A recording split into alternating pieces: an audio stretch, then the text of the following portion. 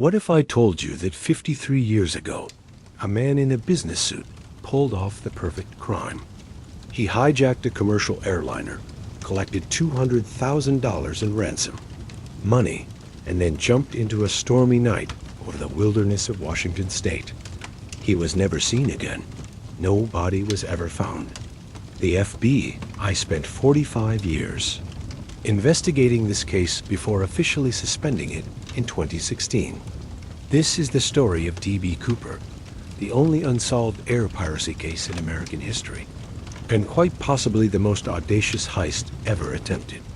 Tell us what time it is when you see this video and where you are from. Don't forget to like and subscribe. But here's what makes this story truly extraordinary. Cooper didn't just disappear into thin air. He became a folk hero. A gentleman bandit who was polite to the crew, ordered bourbon and soda, and tipped the flight attendant before leaping into legend. Today, we're going to dive deep into every detail of this incredible case, examine the evidence, explore the theories, and try to answer the question that has captivated America for over 5 decades. Who was D.B. Cooper, and did he survive the jump that made him immortal? Welcome to the ultimate investigation of America's greatest unsolved mystery. But before we begin our journey into one of the most fascinating criminal cases in modern history, let's set the stage. It's November 24th, 1971, the day before Thanksgiving. Richard Nixon is president. The Vietnam War is raging, and commercial aviation is very different from today. There are no metal detectors, no security screenings, no background checks. You could literally walk onto a plane with anything you wanted.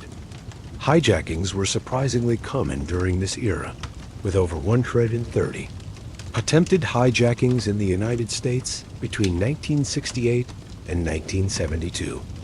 Most hijackers wanted to go to Cuba. They were usually desperate, often mentally unstable, and rarely successful in their ultimate goals. But D.B. Cooper was different. He had a plan, he was calm, and he executed with a precision that would make professional criminals jealous. Our story begins at Portland International Airport on a rainy Wednesday afternoon. Flight 305 was a regular Boeing 727 operated by Northwest Orient Airlines, scheduled to make the short hop from Portland to Seattle. It was a routine flight, barely 45 minutes in the air, carrying 36 passengers and a crew of 6. Among those passengers was a middle-aged man in a business suit carrying a briefcase and a paper bag. He appeared unremarkable in every way. Average height, average build, well-dressed, but not flashy. When he purchased his ticket, he gave his name as Dan Cooper. The media would later mistakenly call him D.B. Cooper, and the name stuck. Cooper took his seat in the aft section of the aircraft, in seat 18C, an aisle seat in the back of the plane. Flight attendant Florence Schaffner later described him as a businessman, probably in his mid-40s, with dark hair and brown eyes. He was wearing a black business suit, white shirt, black tie, and a white shirt. He carried a black briefcase and had a paper bag with him. Cooper ordered bourbon and soda and lit a cigarette, both perfectly normal activities for airline passengers in 1971. He was polite, well-spoken, and seemed completely at ease. For the first portion of the flight, nothing seemed unusual about this passenger at all. But about 20 minutes after takeoff, everything changed. Cooper handed flight attendant Florence Schaffner a note. Schaffner initially thought it was just another passenger trying to hit on her, something flight attendants dealt with regularly. She tucked the note into her purse without reading it and continued with her duties.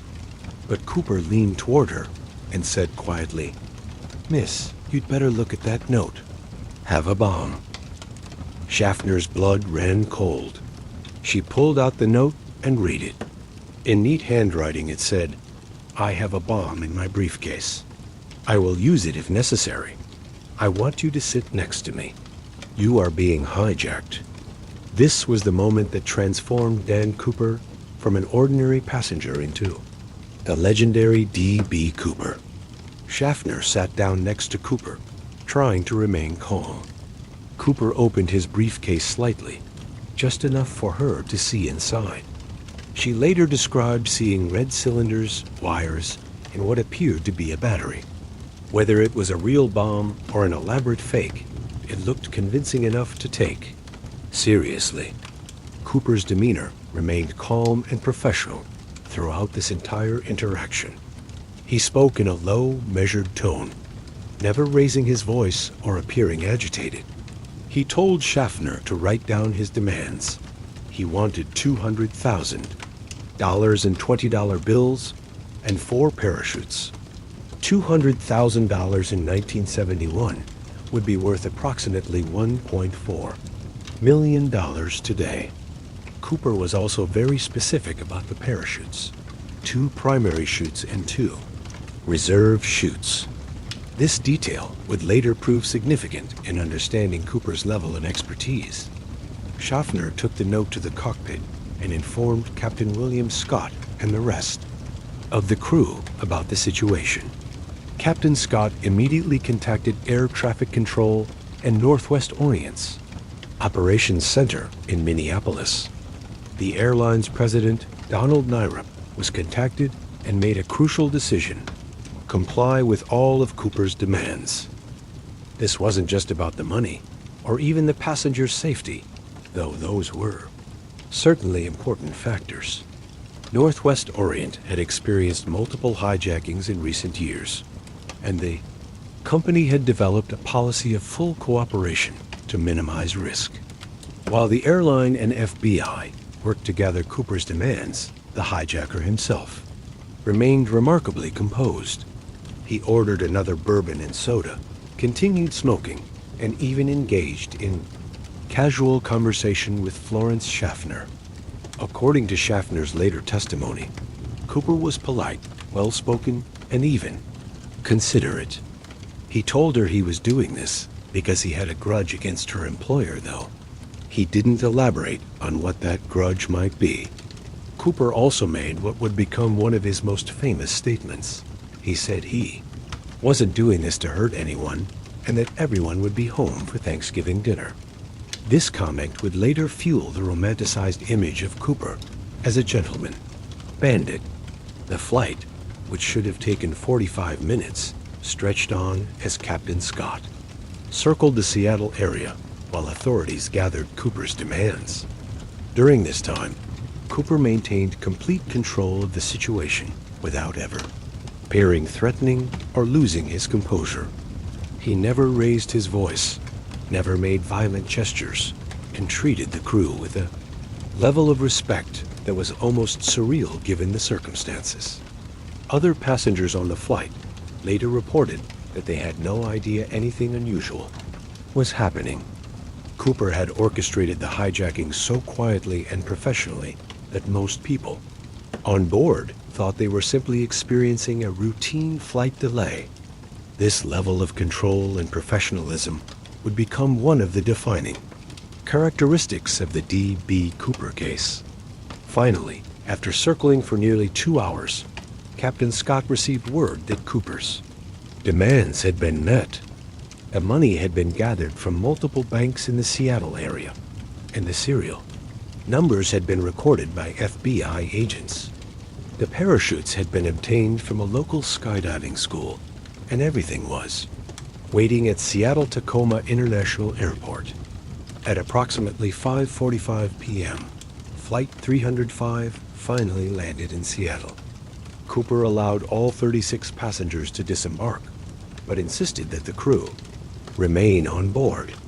He also requested that the plane be refueled and prepared for another flight. The money and parachutes were brought aboard, and Cooper examined both carefully. The money was in a cloth bank bag, exactly as he had requested. $10,000, $20 bills, all in circulated currency.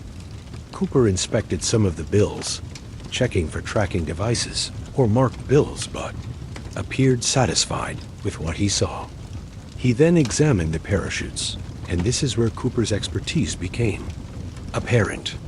He immediately identified which parachutes were suitable for his purposes and which were not. He rejected the military-issue reserve parachutes, calling them no good, and selected the civilian sport parachutes instead. This demonstrated a level of knowledge about parachutes that suggested Cooper had significant experience with skydiving. With his demands met, Cooper gave his next set of instructions to the crew. He wanted to fly toward Mexico City, but with very specific flight parameters. He specified that the plane should fly at no more than 10,000 feet altitude at the slowest possible speed, with the landing gear down and wing flaps lowered. These were unusual specifications that would have significant implications for both fuel consumption and flight time. Captain Scott explained that with these parameters, the plane would need to stop and refuel somewhere along the route to Mexico City. Cooper agreed, suggesting they could refuel in Reno, Nevada. At approximately 7:40 p.m., Flight 305 took off from Seattle-Tacoma International Airport for what would become the most famous flight in aviation history. The plane carried only Cooper, the 6 crew members, and the mystery that would captivate America for decades to come. As the Boeing 727 climbed into the stormy November night, Cooper made his final preparations. He asked flight attendant Tina Mucklow to show him how to operate the aft stairs of the aircraft. The Boeing 727 was unique among commercial aircraft because it had built-in aft stairs that could be lowered in flight.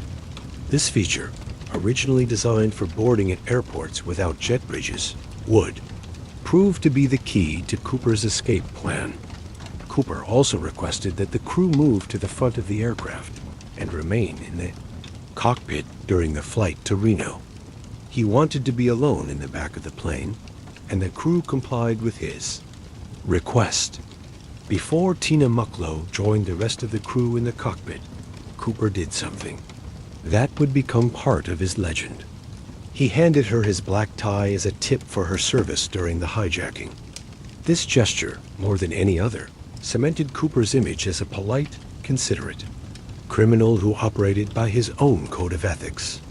As the plane flew south through increasingly rough weather, Cooper prepared for the most dangerous part of his plan. He was about to attempt something that most experts considered suicidal: jumping from a commercial airliner at night in a storm over rugged wilderness terrain. The weather conditions on November 24, 1971 were absolutely terrible. There was a massive storm system moving through the Pacific Northwest with heavy rain, strong winds, and limited visibility. The temperature at the aircraft's altitude was well below freezing, and Cooper was wearing only a business suit.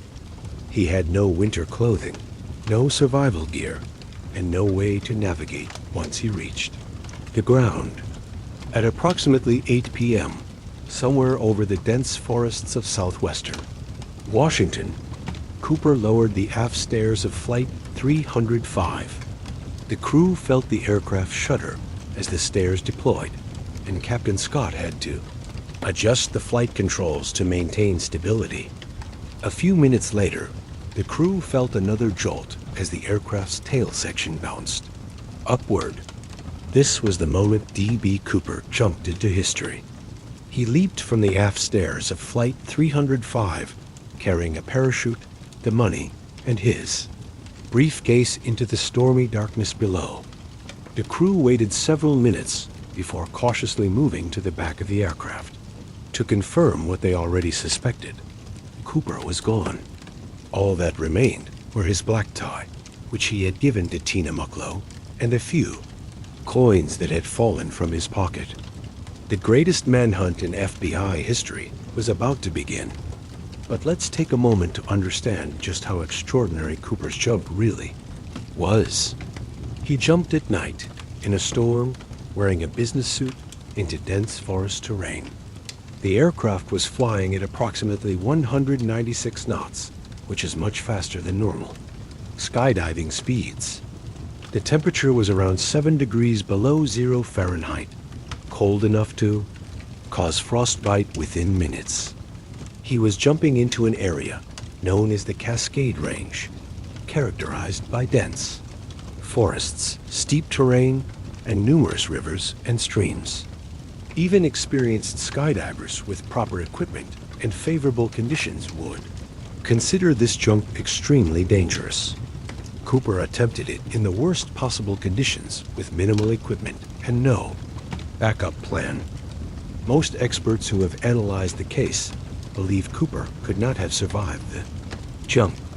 The FBI's official position has always been that Cooper most likely died during or shortly after the jump. But the fact that no trace of him was ever found has kept the mystery alive for over 5 decades. The FBI investigation, known as NORIAC, Northwest Hijacking, became one of the longest-running cases in the Bureau's history. Within hours of Cooper's jump, federal agents were interviewing witnesses, analyzing evidence, and organizing search teams. The investigation would eventually involve hundreds of agents, generate thousands of pages of reports, and follow up on thousands of tips and leads. The first major breakthrough came from the money itself. The FBI had recorded the serial numbers of all $10,020 bills before they were given to Cooper. This meant that if Cooper tried to spend the money, there was a chance it could be traced back to the hijacking. The Bureau distributed the serial numbers to banks across the country and maintained a database of every bill for decades. Surprisingly, very little of Cooper's ransom money has ever surfaced. In 1980, a young boy found $5,800 in deteriorating $20 bills along the Columbia River in Washington. The serial numbers matched Cooper's ransom money, and the bills showed signs of being buried or submerged for an extended period. This discovery raised more questions than it answered. How did the money get there? Where was the rest of it? And what happened to Cooper? The FBI also conducted extensive searches of the area where Cooper was believed to have jumped. Search teams combed through hundreds of square miles of forest, looking for any trace of Cooper, his parachute, or the remaining money. They found nothing. No parachute fragments, no clothing, no skeletal remains, and no additional money. The wilderness seemed to have swallowed D.B. Cooper completely. But the lack of physical evidence didn't stop the FBI from developing a detailed profile of their suspect. Based on witness descriptions and his behavior during the hijacking, investigators concluded that Cooper was likely a middle-aged white male with some military or aviation experience. His knowledge of parachutes, his calm demeanor under pressure, and his familiarity with the Boeing 727 aircraft suggested someone with specialized training. The FBI theorized that Cooper might have been a former military pilot, a paratrooper, or someone involved in the aerospace industry. His choice of the Boeing 727 was also significant, as it was one of the few commercial aircraft capable of being hijacked in the manner Cooper employed.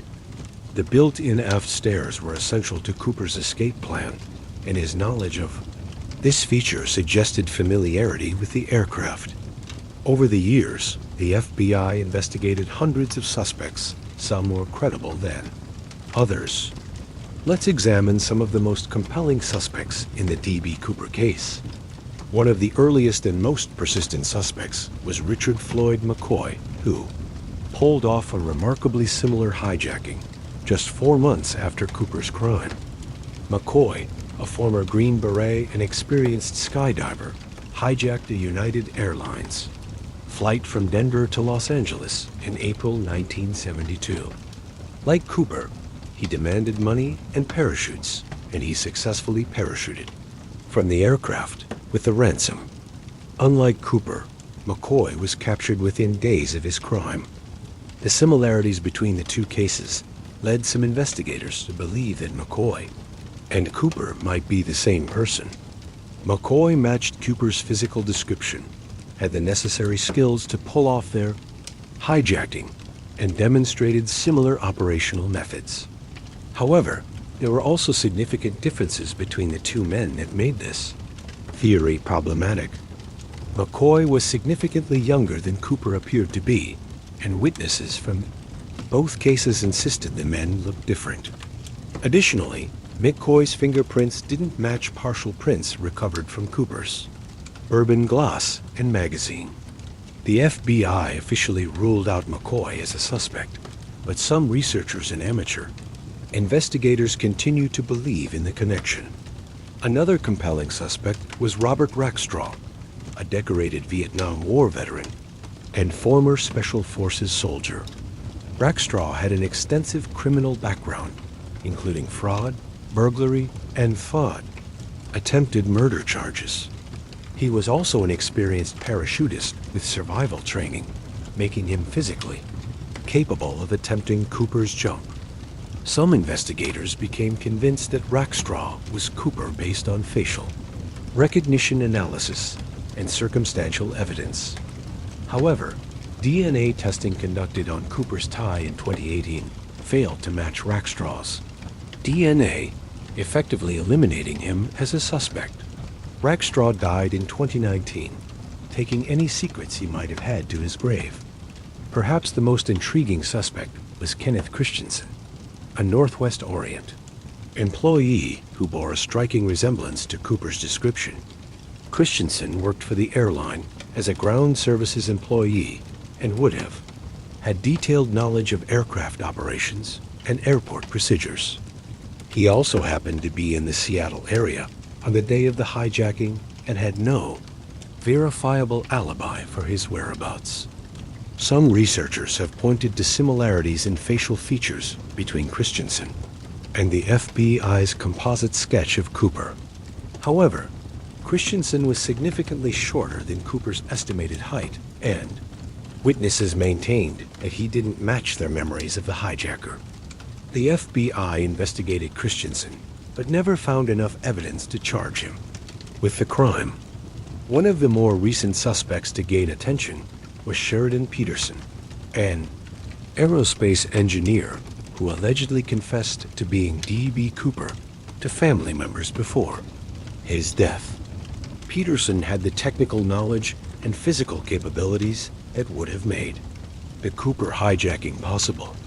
He worked in the aerospace industry and was familiar with aircraft systems and parachute equipment. According to family members, Peterson made deathbed confessions about being Cooper, but he provided no physical evidence to support his claims. The FBI investigated Peterson, but couldn't establish a definitive connection to the Cooper case. There have been literally hundreds of other suspects over the years, ranging from plausible candidates to completely outlandish theories.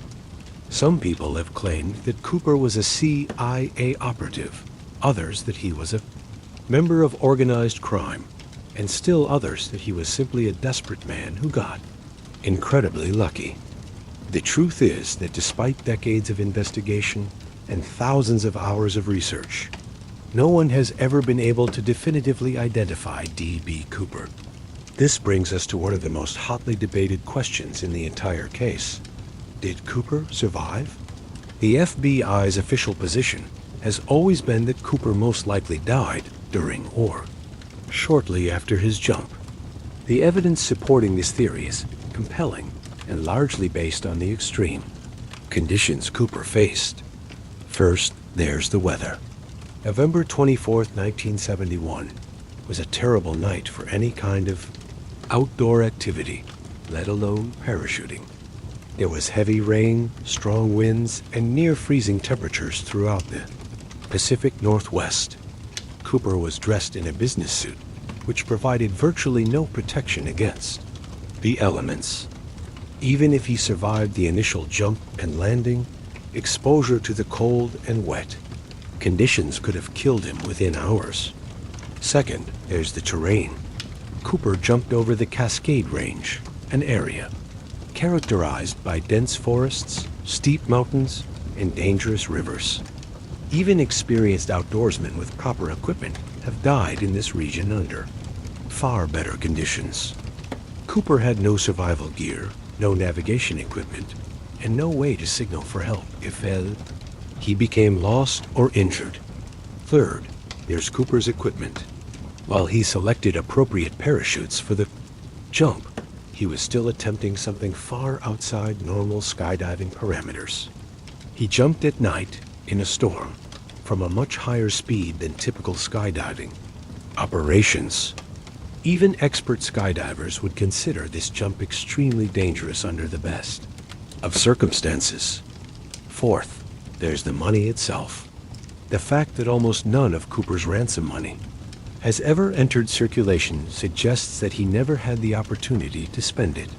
If Cooper had survived and escaped, it's reasonable to assume that at least some of the bills would have shown up over the decades.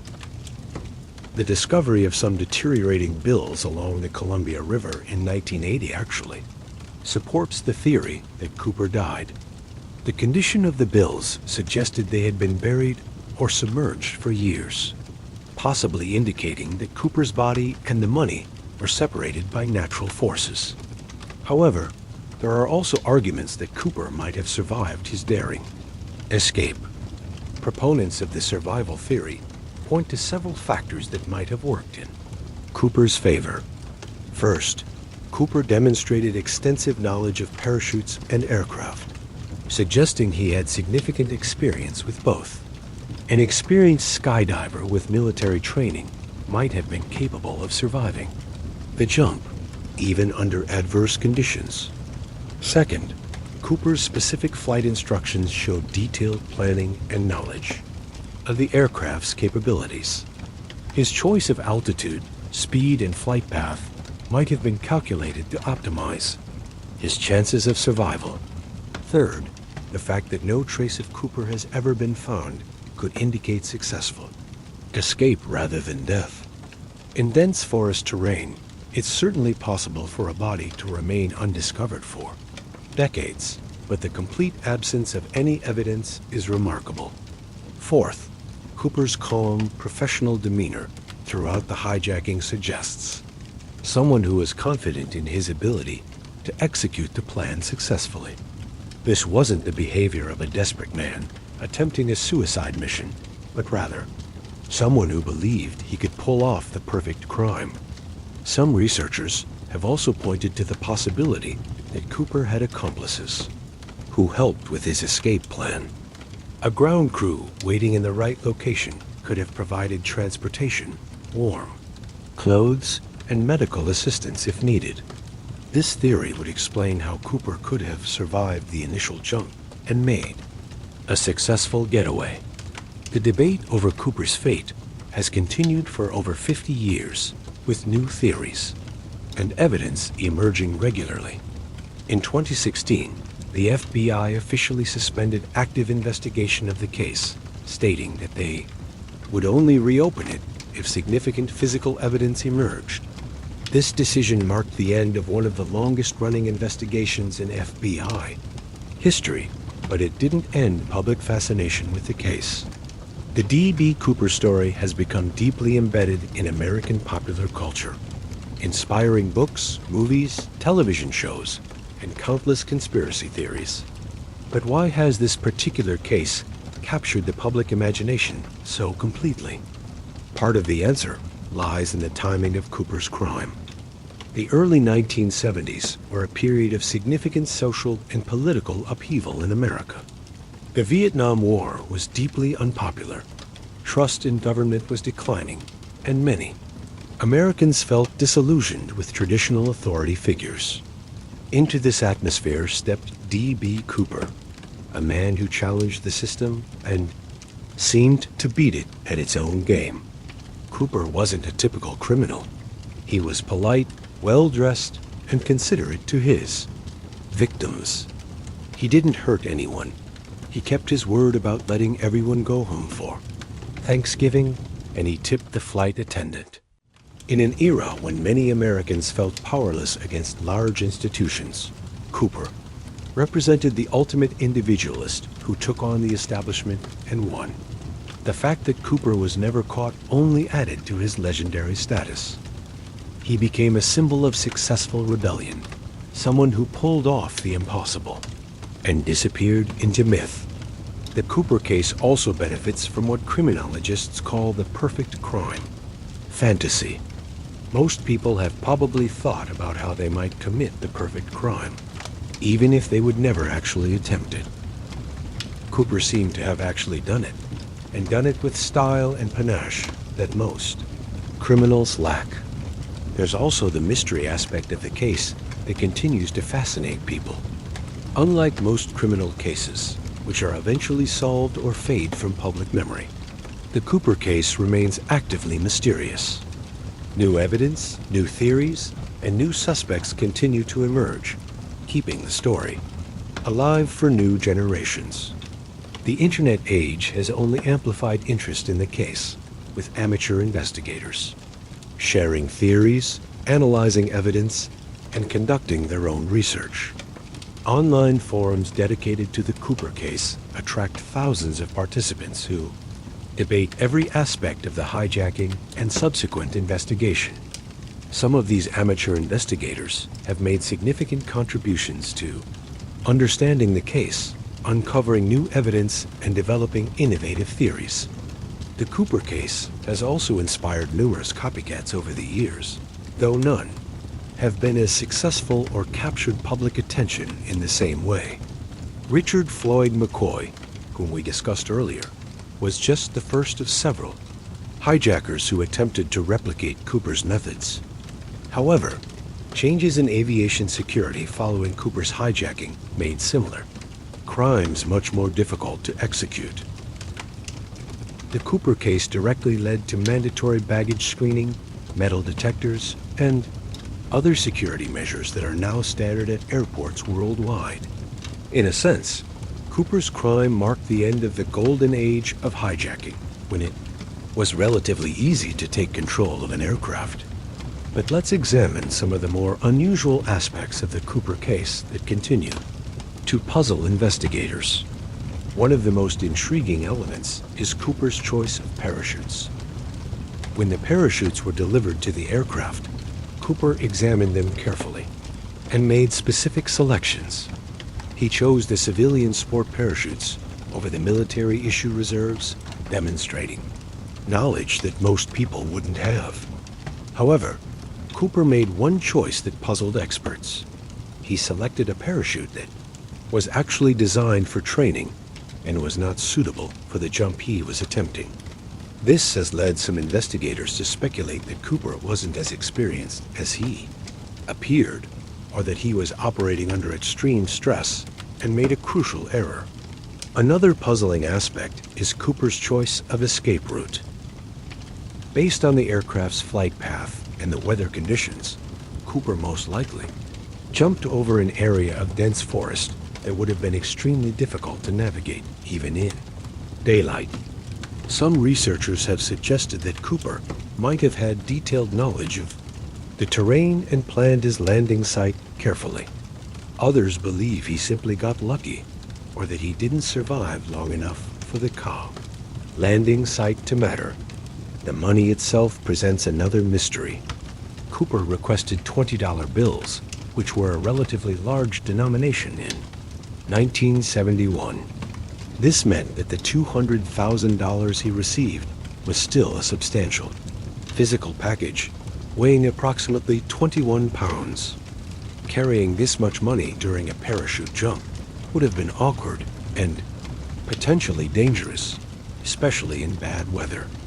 Some investigators have wondered whether Cooper had a specific plan for the money, or whether he underestimated the practical challenges of carrying it during his escape.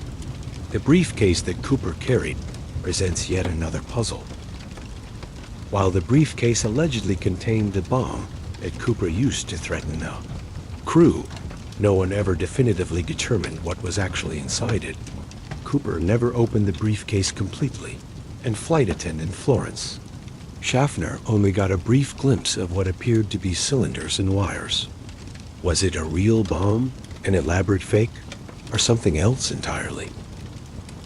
The fact that Cooper left the briefcase behind on the aircraft has led some investigators to conclude that it contained nothing more than props designed to look threatening.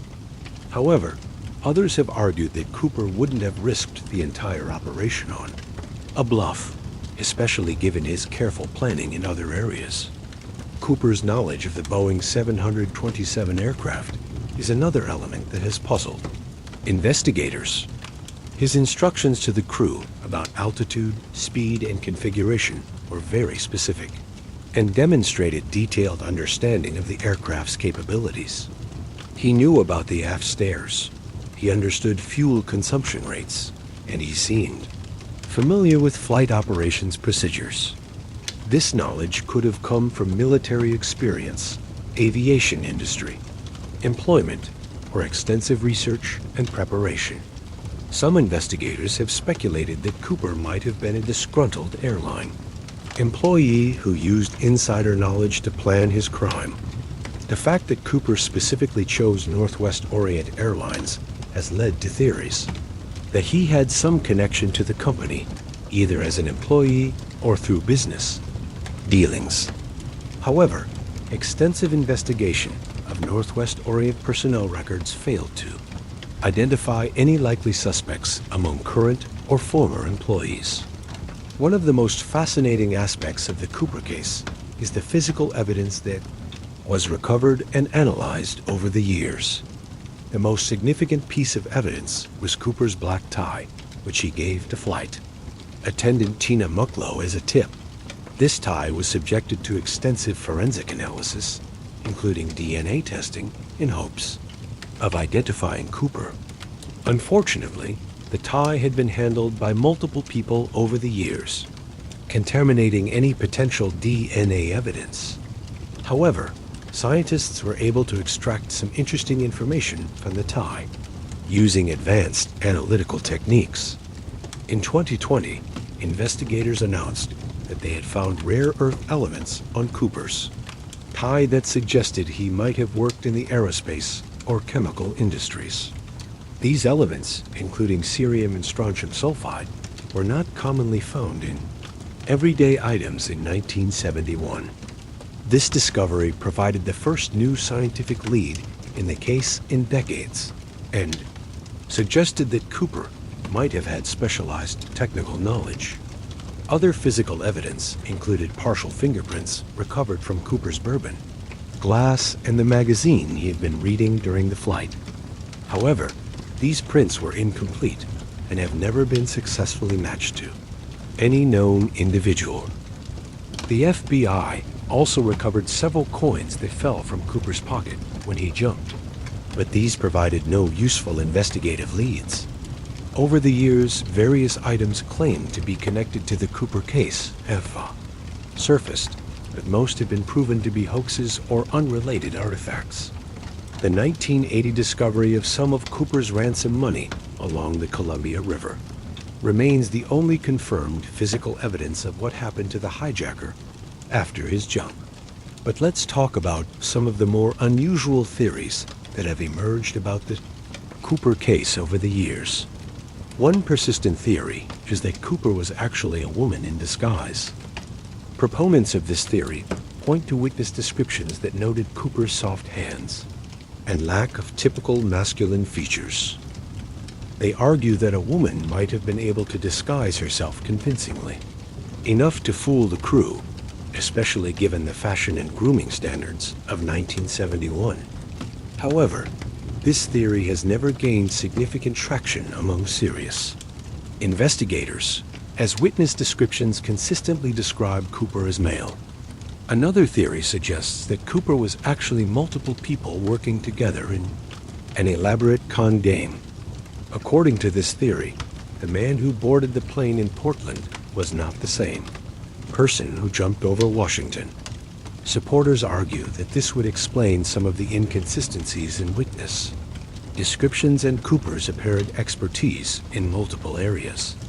However, this theory requires a level of coordination and risk that seems unlikely for a criminal operation.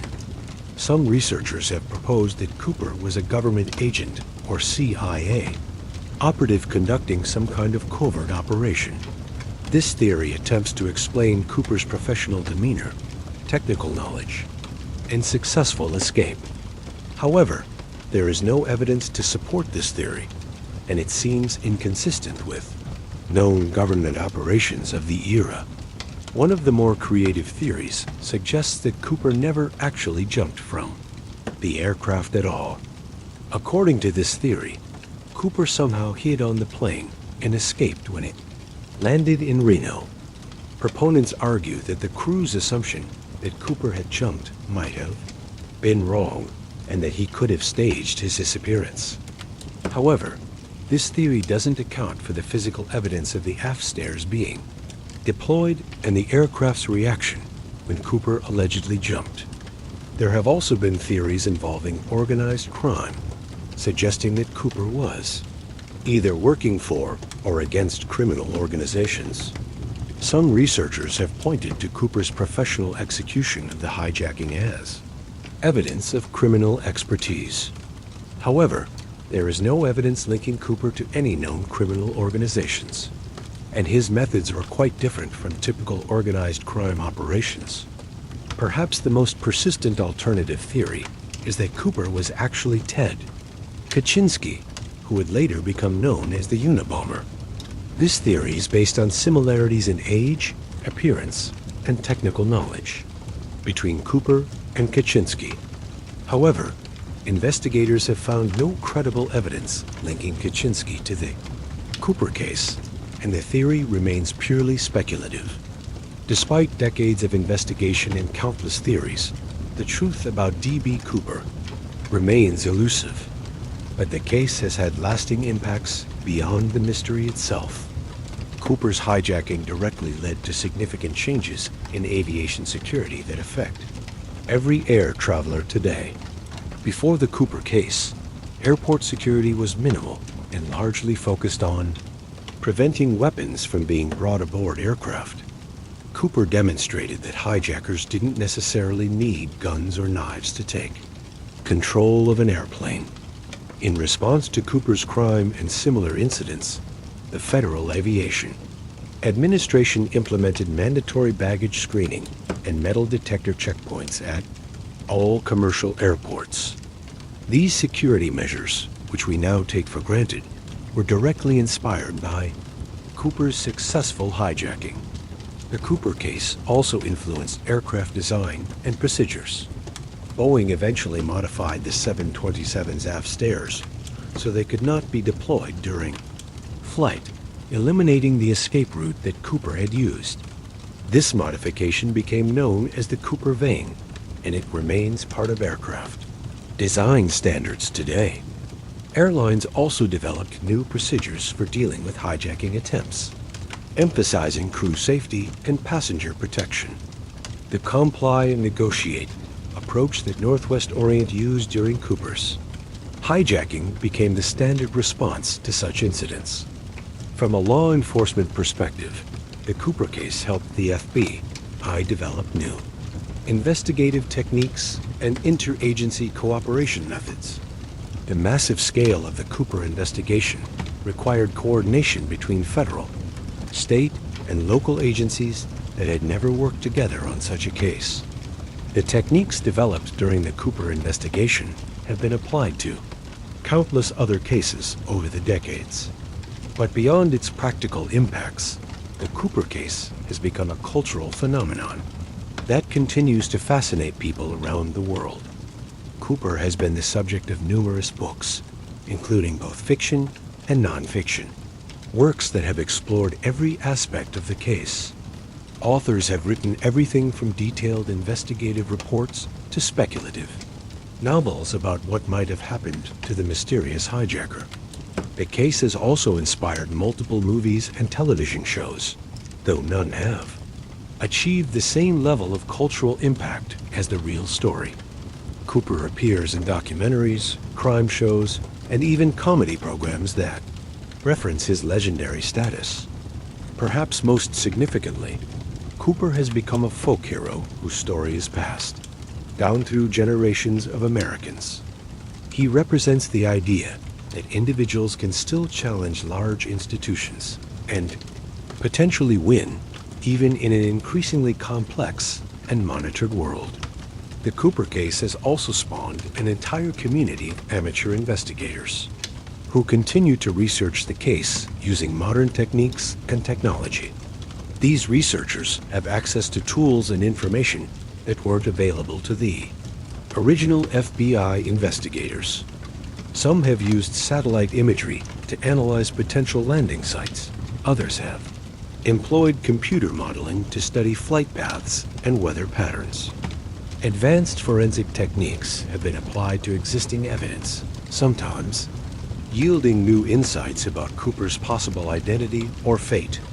The citizen investigators working on the Cooper case represent a new model of collaborative research that combines professional expertise with passionate amateur interest. Some of these researchers have made genuine contributions to understanding the case, uncovering new evidence, or developing innovative theories. However, the democratization of investigation has also led to the proliferation of wild theories and false claims that can obscure serious research. One of the most interesting developments in recent years has been the application of modern technology to old evidence. Advanced DNA analysis techniques have been used to examine Cooper's tie and other evidence, though contamination remains a significant problem. Digital enhancement of photographs and video footage has provided clearer images of Cooper and the crime scene. Computer modeling has been used to analyze Cooper's jump conditions and potential landing areas with greater precision than was possible in 1971. Geospatial analysis has helped investigators better understand the terrain Cooper would have encountered after his jump. Despite these technological advances, the fundamental questions about Cooper's identity and fate remain unanswered. But perhaps that's part of what makes the story so enduring. In an age when privacy is increasingly rare and surveillance technology can track almost anyone, Cooper represents a mystery that has resisted solution. He managed to disappear completely in an era before the internet, before cell phones, before the comprehensive databases that make modern investigations possible. Cooper's story reminds us of a time when it was still possible for someone to simply vanish without a trace. As we approach the case's 53rd anniversary, new developments continue to emerge. In 2022, investigators announced they had identified a new suspect based on advanced forensic analysis. However, like so many previous developments in the case, this announcement generated more questions than answers. The suspect could not be definitively linked to the crime, and the evidence remained circumstantial. This pattern has repeated throughout the history of the Cooper investigation, promising leads that ultimately fail to provide conclusive answers. It's worth considering what we actually know for certain about D.B. Cooper, and what remains speculation. We know that on November 24, 1971, a man calling himself Dan Cooper hijacked Northwest Orient Flight 305. We know he was polite, well-dressed, and appeared to be middle-aged. We know he successfully obtained $200,000 in ransom money and 4 parachutes. We know he jumped from the aircraft over southwestern Washington during a storm. We know that some of his ransom money was later found along the Columbia River in deteriorating condition. Beyond these basic facts, almost everything else about the Cooper case involves speculation, theory, or unverified claims. We don't know Cooper's real name, his background, his motivation, or whether he survived the jump. We don't know if he acted alone or had accomplices. We don't know what happened to most of the ransom money. We don't know if Cooper was an experienced criminal or a first-time offender. The enduring mystery of D.B. Cooper reflects both the limitations of 1970s investigative technology and the inherent challenges of solving any crime where the perpetrator successfully disappears. But it also reflects something uniquely American about the case and its cultural significance. Cooper has become a symbol of individualism, rebellion against authority, and the possibility of pulling off the impossible. In a country founded on the idea that individuals can challenge established systems, Cooper represents the ultimate expression of that principle. He took on the airline industry, the federal government, and law enforcement, and he appears to have won. Whether he survived or died in the attempt, Cooper achieved a kind of immortality that few criminals ever attain. He became a legend, and legends have a power that transcends the facts of any individual case. The Cooper story also reflects changing attitudes toward crime and criminals over the decades. In 1971, Cooper was seen by many as a folk hero who had outsmarted the system without hurting anyone. Today, with heightened awareness of terrorism and aviation security, Cooper's crime might be viewed more seriously.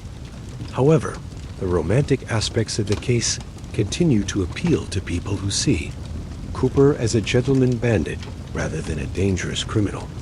Looking ahead, what are the chances that the Cooper case will ever be definitively solved? The FBI's decision to suspend active investigation in 2016 suggests that law enforcement considers the case effectively closed. However, advances in forensic science continue to create new possibilities for analyzing old evidence. DNA technology continues to improve, and techniques that are impossible today might become routine in the future. Digital archaeology and data analysis might uncover new connections or patterns that previous investigators missed. The growing community of amateur investigators ensures that the case will continue to receive attention and analysis. However, the passage of time also works against solving the case. Physical evidence continues to degrade, witnesses pass away, and potential suspects die without revealing their secrets. If Cooper survived his jump, he would now be over 100 years old, making it unlikely he is still alive. The realistic possibility is that the Cooper case may never be definitively solved, and perhaps that's as it should be. Some mysteries are more powerful when they remain mysteries. Cooper's story has inspired countless people to think about courage, rebellion, and this possibility of achieving the impossible. A definitive solution might diminish the power of that inspiration. Whether Cooper was a master criminal who pulled off the perfect crime or a desperate man who died attempting an impossible escape, his story has become larger than the facts of the case. He represents the eternal human desire to challenge authority, to take risks, and to believe that individuals can still make a difference in an increasingly institutionalized world. The D.B. Cooper case stands as one of the most fascinating unsolved mysteries in American criminal history. It combines elements that capture the imagination: a mysterious protagonist, a daring crime, an impossible escape, and an enduring mystery. Cooper's story has all the elements of great fiction, except it actually happened. For over 50 years, investigators, researchers, and curious citizens have tried to solve the riddle of D.B. Cooper. They have analyzed evidence, interviewed witnesses, developed theories, and followed countless leads. Some have become obsessed with the case, dedicating years of their lives to understanding what happened on that stormy night in November 1971. Yet Cooper remains as mysterious today as he was when he vanished into the darkness over Washington state. Perhaps that's the greatest testament to the success of Cooper's plan. He didn't just steal money, he stole into legend. In an age when everything seems documented, monitored, and traceable, Cooper achieved something that seems almost impossible.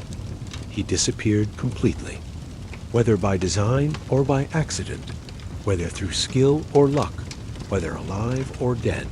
Cooper accomplished what he set out to do.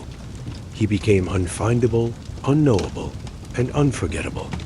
The story of D.B. Cooper reminds us that there are still mysteries in the world, still questions without answers, still possibilities that defy explanation. In our modern age of surveillance cameras, digital footprints, and comprehensive databases, Cooper's story seems almost quaint. Could someone pull off a similar crime today? Almost certainly not.